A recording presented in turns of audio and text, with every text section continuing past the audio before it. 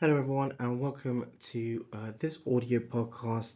In this as part this audio podcast as part of an Assay edition. This is an audio podcast looking at educational support surrounding CKD, where this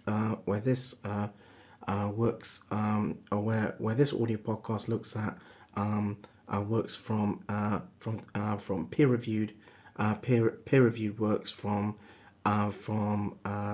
in between the original research took place between 2017, 2018 to 2021, and the peer review, the manuscript had been peer reviewed and is anticipated for formal publication in around this year, 2023, and where this works as peer review works looks at educational support surrounding CKD from a qualitative inquiry.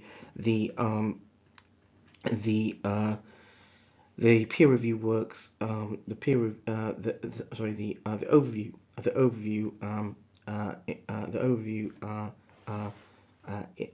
and the overview and sort of abstract is as thus. In around the introduction, an estimated 15 million patients in the United Kingdom or England have at least one long-term condition, with the prevalence of CKD increasing or rising. Understanding educational support can help navigate between health sectors. In around sort of the research question, the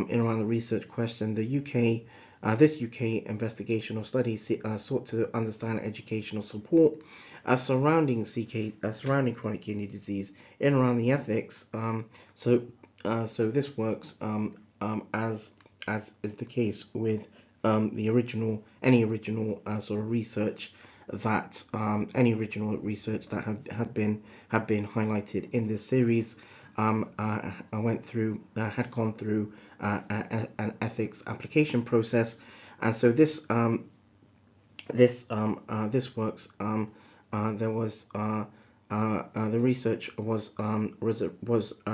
approved by the Greater Manchester South Research Ethics Committee in the United Kingdom, and there was a specific project ID.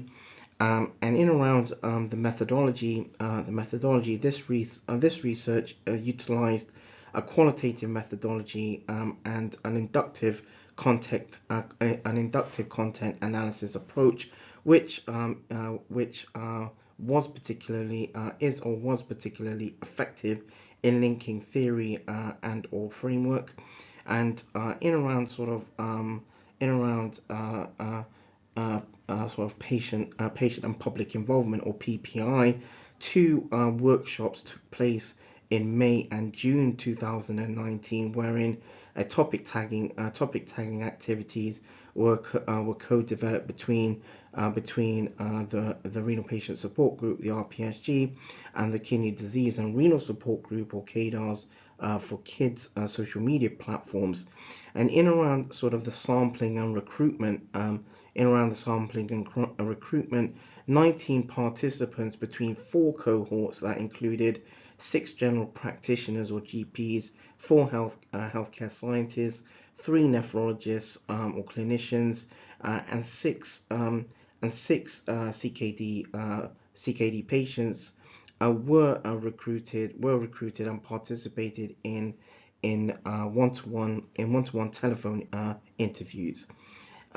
In around the data collection, topic guides were developed for participant cohorts with several themes to collect data through one-to-one telephone interviews.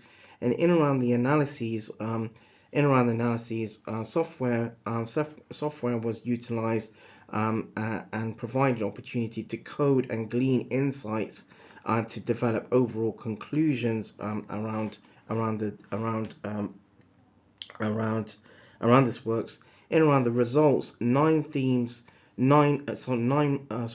main themes and several sub-themes were identified when coding for healthcare professionals, and 9 main themes and several sub-themes were identified when coding qualitative data for CKD for service users or and also CKD CKD patients. In around the conclusions, there needs so in around the conclusion, there needs to be a coordinated effort between service users and healthcare professionals to understand how CKD education should be more integrated at point of care and in line with public health. Um, uh, and so that draws this audio podcast to a close, or to an end, or to a close. And this has been an audio podcast as part of another Assay edition, an audio podcast as part of Assay and Procedure, and an audio podcast as part of another Storm Robotics production. Thank you.